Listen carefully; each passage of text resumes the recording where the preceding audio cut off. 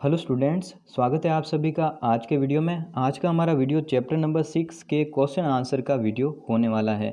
तो स्टार्ट करते हैं। सबसे पहला टाइप जो कि है बहुचयनात्मक प्रश्न। पहला प्रश्न है हमारे पास, FeCl3 का FeCl2 में परिवर्तन कहलाता है। तो फॉर्मूला ध्यान से देखिए, यहाँ पे Fe के पास 3 Cl थे और बाद में 2 Cl बच रहे हैं, यानी कि Cl यहाँ पर हट रहा है। ठीक है, Cl किस रूप में होता है, मैंने आपको बताया था Cl माइनस के रूप में, यानी कि एक प्रकार का ऋण विद्युतीय तत्व है। और ऋण विद्युतीय तत्व के लिए मैंने आपको ट्रिक बताई थी कि उनको हमें ऑक्सीजन मानना है। तो यहाँ पे क्या हो रहा है, ऑक्सीजन हट रहा है। ऑक्सीजन का हटना क्या होता है, अपचयन। तो ख नंबर ऑप्शन इसका राइट होगा। सेकंड क्वेश्चन है हमारे पास, एक पदार्थ दो छोटे सरल अणुओं में टूटता है। तो टूटने का मतलब होता है अपघटन। तो इस अभिक्रिया को हम कहेंगे अपघटनी अभिक्रिया। तो क नंबर ऑप्शन इसका राइट होगा। अभिक्रियाओं के प्रकार में हमने इसको पढ़ा था। थर्ड क्वेश्चन है, इलेक्ट्रॉन त्यागने वाले पदार्थ कहलाते हैं। इसको आप ध्यान से समझिएगा। मैंने आपको बताया था कि जिनसे इलेक्ट्रॉन निकलता है, जैसे कि सोडियम से इलेक्ट्रॉन निकलकर Na+ बनता है, तो उसका ऑक्सीकरण हो रहा है। जबकि जो इलेक्ट्रॉन निकला है वो किसी अगले तत्व में जब जुड़ेगा, यानी कि इलेक्ट्रॉन का जुड़ना, उसे हम कहते हैं अपचयन। यानी कि जिसने इलेक्ट्रॉन त्यागा है, वो त्यागा हुआ इलेक्ट्रॉन किसी का अपचयन कर रहा है, यानी कि जिससे इलेक्ट्रॉन निकल रहा है वो एक प्रकार का अपचायक है, यानी कि अपचयन करने वाला। क्योंकि वो इलेक्ट्रॉन निकाल रहा है जो इलेक्ट्रॉन आगे जाकर किसी का अपचयन कर रहा है। तो जिससे इलेक्ट्रॉन निकलता है उसे हम क्या कहते हैं, अपचायक। छोटा ग नंबर ऑप्शन इसका राइट होगा। फोर्थ नंबर क्वेश्चन है, दोनों दिशाओं में होने वाली अभिक्रियाएं होती है। तो मैंने आपको बताया था कि जब अभिकारक से उत्पाद और उत्पाद से अभिकारक दोनों दिशाओं में अभिक्रिया चलती है एक ही समय पर, तो उसे हम उत्क्रमणीय अभिक्रिया कहते हैं। उसको दो अर्ध तीरों द्वारा प्रदर्शित किया जाता है। तो बड़ा ग नंबर ऑप्शन इसका राइट होगा, उत्क्रमणीय। पांचवा क्वेश्चन है हमारे पास, अभिक्रिया के वेग को बढ़ाने वाले होते हैं। तो इसका आंसर हो जाएगा क, उत्प्रेरक। उत्प्रेरक क्या करते हैं, अभिक्रिया के वेग में परिवर्तन करते हैं। अगर सवाल इस तरह से होगा कि अभिक्रिया का वेग को कम करने वाले कारक होंगे, तो भी उसका आंसर होगा उत्प्रेरक। और इस तरह से होता कि अभिक्रिया के वेग को परिवर्तन करने वाले कारक होते हैं, तो वो भी हो जाएगा उत्प्रेरक। अब आते हैं छठे क्वेश्चन पर। छठा क्वेश्चन है हमारा, एंजाइम होते हैं। तो एंजाइम के बारे में मैंने आपको थ्योरी में नहीं बताया था, मैं यहाँ पर आपको समझा देता हूँ। तो जब हमने क्रिया के आधार पर उत्प्रेरकों का विभाजन किया था, तो जो चौथा विभाजन था उसमें हमने जैव उत्प्रेरक के बारे में पढ़ा था। उसकी परिभाषा मैंने आपको बताई थी कि जो उत्प्रेरक जैव रासायनिक अभिक्रियाओं में प्रयुक्त होते हैं उन्हें हम जैव उत्प्रेरक कहते हैं। तो एंजाइम भी एक प्रकार के जैव उत्प्रेरक होते हैं। इनका उपयोग जैव रासायनिक अभिक्रियाओं में होता है। तो एंजाइम को हमें याद रखना है, एक प्रकार का जैव उत्प्रेरक। सातवां क्वेश्चन है, Mg+O2 गिव्स अस MgO, यानी कि मैग्नीशियम ऑक्साइड। तो इस अभिक्रिया में मैग्नीशियम धातु का हो रहा है। तो मैंने आपको एक लाइन बनाना सिखाया था कि यहाँ पर मैग्नीशियम का ऑक्सीकरण होकर मैग्नीशियम ऑक्साइड बन रहा है, यानी कि मैग्नीशियम यहाँ पर क्या हो रहा है, ऑक्सीकृत। तो क नंबर ऑप्शन इसका राइट होगा। आठवां क्वेश्चन है, उत्क्रमणीय अभिक्रियाओं के लिए किस चिन्ह का प्रयोग किया जाता है। तो मैंने आपको बताया था दो अर्ध तीरों का उपयोग किया जाता है, जिसमें से एक अभिकारक से उत्पाद की ओर और एक उत्पाद से अभिकारक की ओर होती है। तो बड़ा घ नंबर ऑप्शन इसका राइट होगा। नाइन्थ क्वेश्चन है, वह अभिक्रिया जो बनने वाले उत्पाद से ही उत्प्रेरित हो जाती है। तो वो होगी स्वतः अभिक्रिया, क्योंकि इसमें बाहर से किसी प्रकार का उत्प्रेरक हमें नहीं मिलाना पड़ता। जो उत्पाद बनता है वही उत्प्रेरक का कार्य करता है। तो मैंने आपको एक एग्जाम्पल दिया था जिसमें एसिटिक एसिड स्वतः उत्प्रेरक का कार्य करता है। जब कुछ अभिक्रिया प्रारंभ होने के कुछ समय बाद वो बन जाता है, तो अभिक्रिया की गति अचानक से बढ़ जाती है। अब देखते हैं 10th number question. 10th question है हमारे पास कि ऊष्माक्षेपी अभिक्रिया से ऊष्मा क्या होती है, निकलती है या फिर अवशोषित होती है। तो अवशोषित होती है उसे हम कहते हैं ऊष्माशोषी अभिक्रिया, और जब ऊष्मा अभिक्रिया से निकलती है तो उसे हम कहते हैं ऊष्माक्षेपी अभिक्रिया। तो क नंबर ऑप्शन इसका राइट होगा।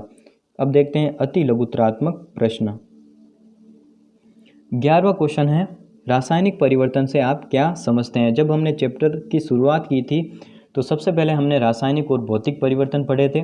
उसमें मैंने आपको बताया था कि ऐसा परिवर्तन जिसमें पदार्थ का संगठन यानी कि फॉर्मूला चेंज हो, और जब परिवर्तन हो जाता है तो उससे प्रारंभिक अवस्था में वापस लौटना संभव ना हो या फिर मुश्किल हो, तो ऐसे परिवर्तन को हम रासायनिक परिवर्तन कहते हैं। इसका एग्जाम्पल मैंने आपको दिया था, जब कार्बन को ऑक्सीजन की उपस्थिति में जलाया जाता है तो कार्बन डाइऑक्साइड का फॉर्मेशन होता है। इसमें फॉर्मूला भी चेंज हो रहा है और कार्बन डाइऑक्साइड से हम वापस कार्बन प्राप्त नहीं कर सकते। इसका मतलब ये एक प्रकार का रासायनिक परिवर्तन है।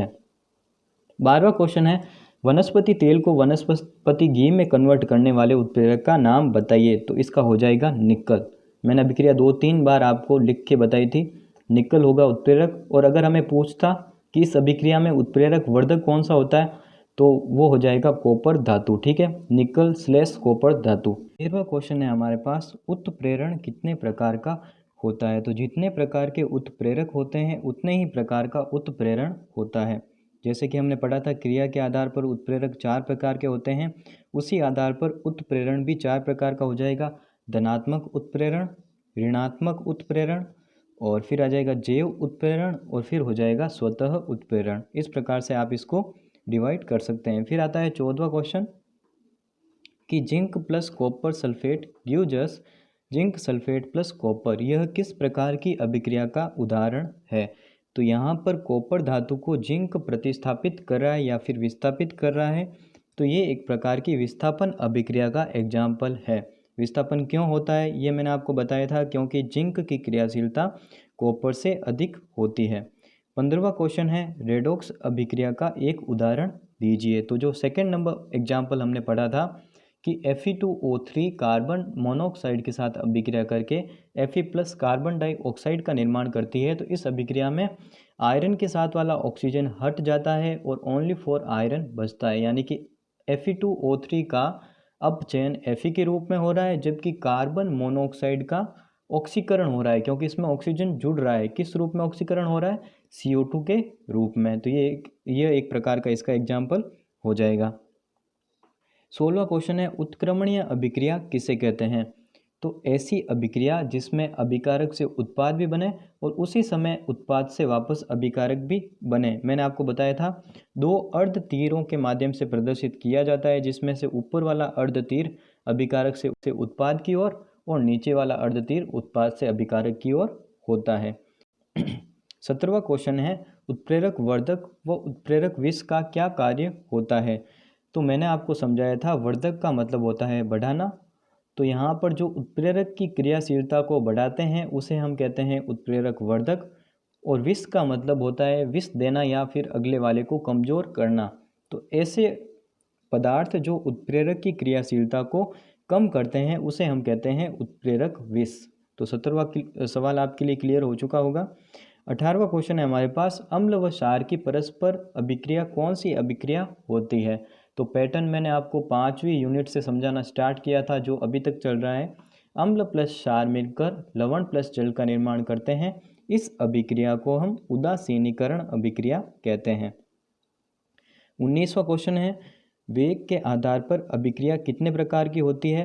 2 प्रकार की होती है, मंद अभिक्रियाएं एवं तीव्र अभिक्रियाएं।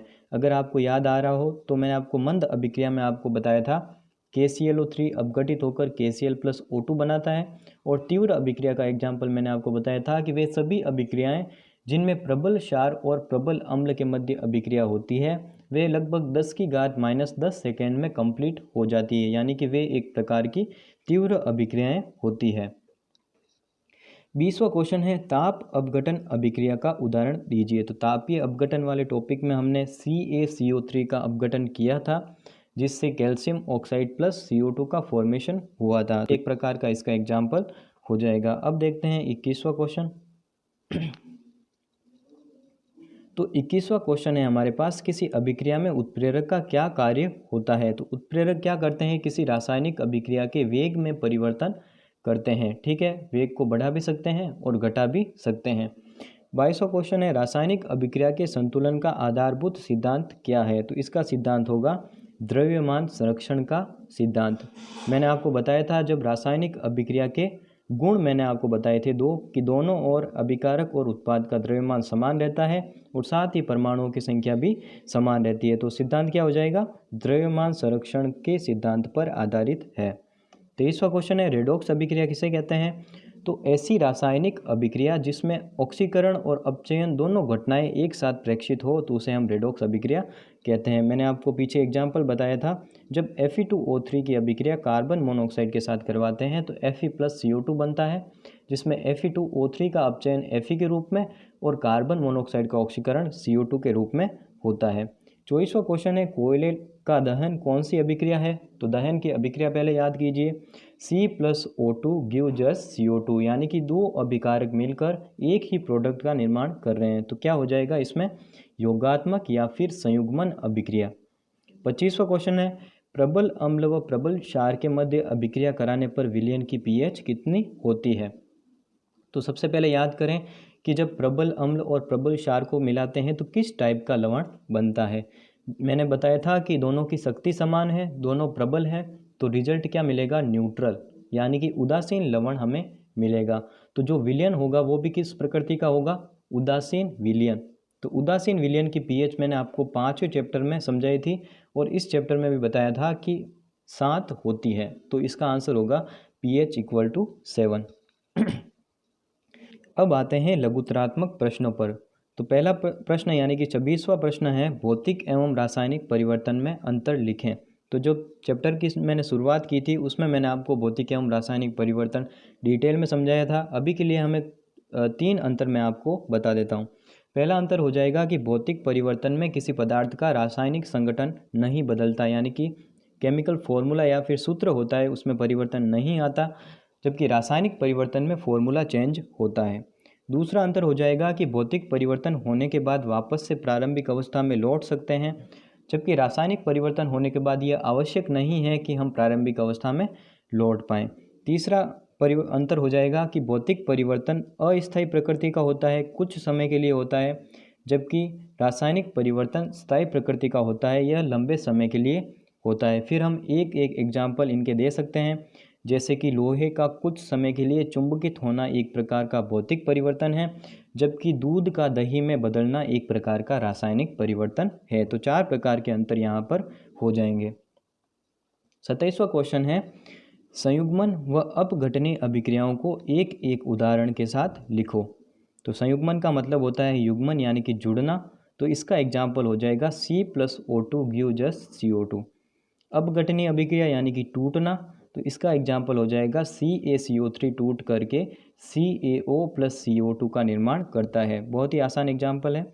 फिर आता है 28वां question, AgNO3 + KCl gives us AgCl + KNO3। उपरोक्त अभिक्रिया किस प्रकार की है? तो जब मैंने आपको द्विविस्थापन अभिक्रिया बताई थी तो उसमें मैंने आपको कहा था कि जो अभिकारक होंगे उनमें 2 परमाणु या अणुओं का प्रतिस्थापन होगा। तो यहाँ पर आप देख सकते हैं, पहला Cl का प्रतिस्थापन Ag के पास हो रहा है और NO3 का प्रतिस्थापन K के पास हो रहा है, यानी कि 2 प्रकार के विस्थापन यहाँ पर हो रहे हैं। तो इसका अभिक्रिया का नाम क्या हो जाएगा? द्विविस्थापन अभिक्रिया। 29वां क्वेश्चन है, ऑक्सीकरण व अपचयन को इलेक्ट्रॉनिक आदान प्रदान के आधार पर समझाइए। तो वे तत्व जिनसे इलेक्ट्रॉन निकलता है उनका ऑक्सीकरण होता है और वे तत्व जिनमें इलेक्ट्रॉन जाकर जुड़ता है तो उनका अपचयन होता है। तो ऑक्सीकरण का एग्जाम्पल हो जाएगा Na gives us Na++ electron, इसमें इलेक्ट्रॉन निकल रहा है, और अपचयन का एग्जाम्पल हो जाएगा Cu2++2 electron gives us Cu, इसमें इलेक्ट्रॉन जुड़ रहा है यानी कि इसका अपचयन हो रहा है। 30वां क्वेश्चन है हमारे पास, उत्प्रेरक कितने प्रकार के होते हैं लिखिए। तो मैंने आपको पहले चार्ट बताया था किस प्रकार से हम उनको विभाजित करते हैं, फिर उन सभी पार्ट्स के एग्जाम्पल मैंने आपको दिए थे और उनको समझाया था। तो मैं चार्ट वापस से आपको समझा देता हूँ। तो पहला आधार था हमारा भौतिक अवस्था के आधार पर। 2 प्रकार के होते हैं उत्प्रेरक, एक होता है समांगी और एक होता है विषमांगी। दूसरा विभाजन का आधार था हमारे पास क्रिया के आधार पर। 4 प्रकार के थे, धनात्मक, ऋणात्मक, स्वतः और जैव उत्प्रेरक। ठीक है, तो इसके बारे में आप अगर याद नहीं कर पा रहे हैं तो पिछले वीडियो में जाकर आप वापस से उसको देखिए। 31वां क्वेश्चन है, अपघटनीय अभिक्रियाएं कितने प्रकार की होती है, वर्णन करें। तो जब मैंने आपको अपघटनीय अभिक्रिया बताई थी तो उसमें मैंने आपको बताया कि कोई भी यौगिक अगर अपघटित हो रहा है यानी कि टूट रहा है तो उसके लिए 3 कारण रिस्पॉन्सिबल हो सकते हैं। या तो उसमें हम ताप बढ़ा रहे हैं उसका, या फिर उसमें विद्युत धारा प्रवाहित कर रहे हैं, या फिर वो प्रकाश की उपस्थिति में पड़ा है। तो ताप बढ़ाने पर जो यौगिक टूटता है या फिर अपघटित होता है तो उसे हम कहते हैं तापीय अपघटन। विद्युत धारा प्रवाहित करने पर अगर यौगिक अपघटित हो रहा है तो उसे हम कहते हैं विद्युतीय अपघटन। और अगर प्रकाश पड़ने पर यौगिक अपघटित हो रहा है तो वो हो जाएगा प्रकाशीय अपघटन। ठीक है, तो 3 प्रकार की होती है, नाम मैंने आपको बता दिए। 32वां क्वेश्चन है हमारे पास, क्लोरोफॉर्म में कुछ मात्रा में एथिल अल्कोहल मिलाकर क्यों रखा जाता है? तो इसका रीजन होता है कि क्लोरोफॉर्म को जब हम खुला छोड़ देंगे तो वो वायुमंडल में उपस्थित ऑक्सीजन के साथ क्रिया कर लेगा। यह अभिक्रिया मैंने आपको बताई थी कि जब क्लोरोफॉर्म ऑक्सीजन के साथ क्रिया करता है तो फॉस्जीन गैस का निर्माण करता है, जो कि एक प्रकार की जहरीली गैस होती है। तो उसको रोकने के लिए हम क्या करते हैं कि उसमें थोड़ी सी मात्रा एथिल अल्कोहल की मिला देते हैं। उसके बाद में ये जो है वो ऑक्सीजन से क्रिया नहीं कर पाता और हमारा काम जो है वो सक्सेसफुल हो जाता है।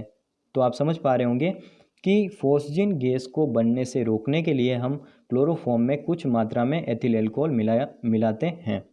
33वां क्वेश्चन है, दुर्बल अम्ल व प्रबल क्षार से बने लवण का जलीय विलयन क्षारीय होता है। तो मैंने आपको ये तो बता दिया था ट्रिक के माध्यम से कि क्षार यहाँ पर प्रबल होता है जिसके कारण वो अम्ल को हरा देता है, और जो लवण बनता है वो क्षारीय प्रकृति का बनता है और उसका विलयन हो जाएगा क्षारीय। अब यहाँ पर हमें पूछ रहा है कारण कि ऐसा क्यों होता है। तो इसको आप ध्यान से समझिएगा कि अम्ल कौन होते हैं, जो H+ जिनमें उपस्थित होता है। यहाँ पर हमारे पास जो अम्ल है वो दुर्बल अम्ल है, तो मैं इसको मानता हूँ कि 10 शक्ति है अम्ल की, यानी कि अम्ल के पास 10 H+ है। और क्षार यहाँ पर प्रबल है, तो मैं इसको क्षार कौन होते हैं जिनके पास OH- होते हैं। ठीक है, तो क्षार प्रबल है तो मैं मान लेता हूँ इसके पास 20 OH- आयन है। तो जब इन दोनों को आपस में मिलाएंगे तो 10 H+ 10 OH- के साथ क्रिया करेंगे और जल का निर्माण कर देंगे, जबकि जो 10 OH- पीछे बच जाएंगे वो किसको प्रदर्शित करते हैं, क्षारीय प्रकृति को। तो जो विलयन होगा उसमें OH- अभी भी उपस्थित है, यानी कि विलयन क्षारीय प्रकृति का होगा। तो इस तरह से हम इस प्रक्रिया को समझा सकते हैं कि क्षार प्रबल होने के कारण OH- आयन शेष बच जाते हैं, उसके कारण जो विलयन होता है वो क्षारीय प्रकृति का होता है। अब देखते हैं 34वां क्वेश्चन। 34वां क्वेश्चन में मैं पहली रिएक्शन आपको समझाऊंगा, उसके बाद में दूसरी रिएक्शन आपको स्वयं करनी है। पहली रिएक्शन है कि कॉपर जिंक सल्फेट के साथ अभिक्रिया करता है, कॉपर सल्फेट प्लस जिंक बनता है। तो इस प्रश्न में हमें क्या करना है कि यह अभिक्रिया संभव है या फिर नहीं, कारण सहित हमें इसे स्पष्ट करना है। तो कॉपर की क्रियाशीलता जिंक से हमेशा कम होती है, जैसा कि आप इस सारणी में देख सकते हैं। मैंने क्रियाशीलता के आधार पर आपको विस्थापन अभिक्रिया समझाई थी। ठीक है, तो जिंक की क्रियाशीलता कॉपर से अधिक है, यानी कि जिंक अधिक शक्तिशाली है। तो कॉपर कम शक्तिशाली है, तो कॉपर जब जिंक पर आक्रमण करेगा तो कॉपर हार जाएगा और जिंक को ये प्रतिस्थापित नहीं कर पाएगा। तो जो CuSO4 जो बन रहा है इस अभिक्रिया में वो नहीं बनेगा। तो इस हिसाब से क्या हो गया कि ये रिएक्शन संभव नहीं है। दूसरी रिएक्शन आप स्वयं इस सारणी में देखकर बताएंगे कि ये रिएक्शन संभव है या फिर नहीं, यानी कि Fe अधिक क्रियाशील है या फिर कॉपर अधिक क्रियाशील है। मैं बढ़ता हूँ 35वें क्वेश्चन की ओर, जो है कि निम्नलिखित अभिक्रियाओं में ऑक्सीकरण अपचयन को पहचानिए। तो पहली अभिक्रिया स्पष्ट है, कार्बन के साथ ऑक्सीजन जुड़ रहा है, यानी कि कार्बन का ऑक्सीकरण हो रहा है और कार्बन डाइऑक्साइड का निर्माण हो रहा है। तो अब आपको उस चीज़ की अहमियत समझ में आई होगी जब मैं हर एक रिएक्शन में आपको भाषा समझा रहा था कि भाषा बनाना सीखिए। कार्बन का ऑक्सीकरण होकर कार्बन डाइऑक्साइड यहाँ पर बन रहा है इस तरह से। फिर है सेकेंड नंबर अभिक्रिया जिसमें मैग्नीशियम क्लोरीन के साथ अभिक्रिया कर रहा है, MgCl2 का निर्माण कर रहा है। Cl मैंने आपको बताया था एक प्रकार का ऋण विद्युतीय तत्व है। तो ऋण विद्युतीय तत्व ऑक्सीजन की तरह व्यवहार करते हैं। जब ऑक्सीजन जुड़ता है तो क्या होता है, ऑक्सीकरण, यानी कि यहाँ पे मैग्नीशियम का ऑक्सीकरण होकर मैग्नीशियम क्लोराइड बन रहा है। आप सीख चुके होंगे किस तरह से हमें लाइन को बनाना है। फिर ये अगर क्लोरीन के रेस्पेक्ट में अगर हम देखें तो मैग्नीशियम क्या है, धन विद्युतीय तत्व। मैंने आपको बताया था जो भी धातुएं होती है वे धन विद्युतीय तत्व होती है। धन विद्युतीय तत्व किसकी तरह व्यवहार करते हैं, हाइड्रोजन की तरह।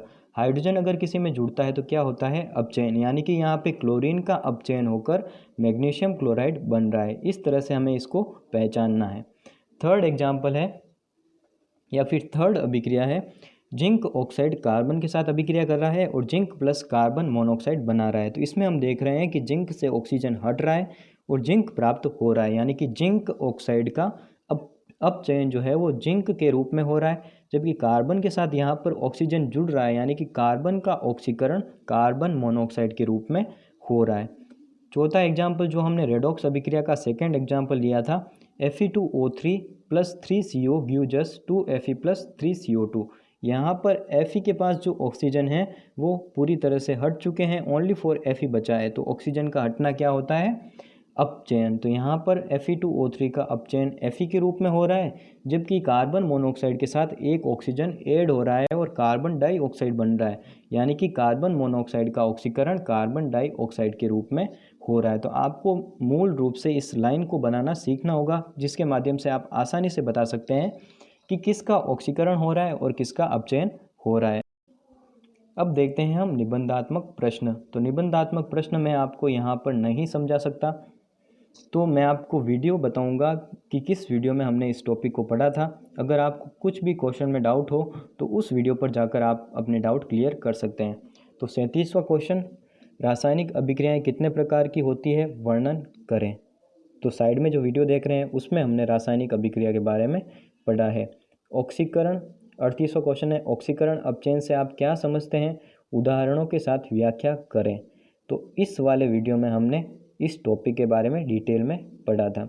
39वां क्वेश्चन है, उत्प्रेरक की विशेषताएं तथा उत्प्रेरक के प्रकार के बारे में आप क्या जानते हैं। तो इससे जो पहले वाला लास्ट वीडियो था पार्ट नंबर 5, तो उसमें हमने उत्प्रेरक के बारे में पढ़ा था। अगर आपको कोई डाउट हो तो उसमें जाकर आप उन डाउट्स को क्लियर कर सकते हैं। 40वां क्वेश्चन है, रासायनिक समीकरण को लिखने के चरण व इसकी विशेषताएं लिखिए। तो इस वीडियो में जाकर आप इन चीज़ों के बारे में पढ़ सकते हैं। 41वां क्वेश्चन, निम्नलिखित में अंतर बताइए। तो इसमें जो भी ये टॉपिक दिए हैं, उत्क्रमणीय अनुत्क्रमणीय अभिक्रिया, उत्प्रेरक वर्धक उत्प्रेरक विष, समांगी विषमांगी उत्प्रेरण और ऑक्सीकरण अपचयन, इन सारे टॉपिक्स के बारे में मैंने आपको डिटेल में पीछे वाले वीडियोस में समझाया है। अगर आपको कोई डाउट हो तो आप वहाँ पर जाकर उनको देख सकते हैं। तो इसी के साथ हमारे 6th चैप्टर के सभी क्वेश्चन आंसर कंप्लीट होते हैं। तो आपको क्या करना है, अगर आपने पीछे 5वें और 6ठे चैप्टर के वीडियो नहीं देखे हैं तो वो जाकर देखिए, और जब 7वां चैप्टर स्टार्ट हो तो उसके वीडियोस आप साथ साथ में देखते जाएं। और वीडियो में आपको किसी भी प्रकार का डाउट हो तो कमेंट सेक्शन में कमेंट करें, नेक्स्ट वीडियो में आपके डाउट क्लियर करूँगा मैं। और सबसे पहले चैनल को सब्सक्राइब करें ताकि वीडियो अपलोड होते ही आपके पास नोटिफिकेशन आ जाए। तो मिलते हैं नेक्स्ट वीडियो में, तब तक के लिए धन्यवाद।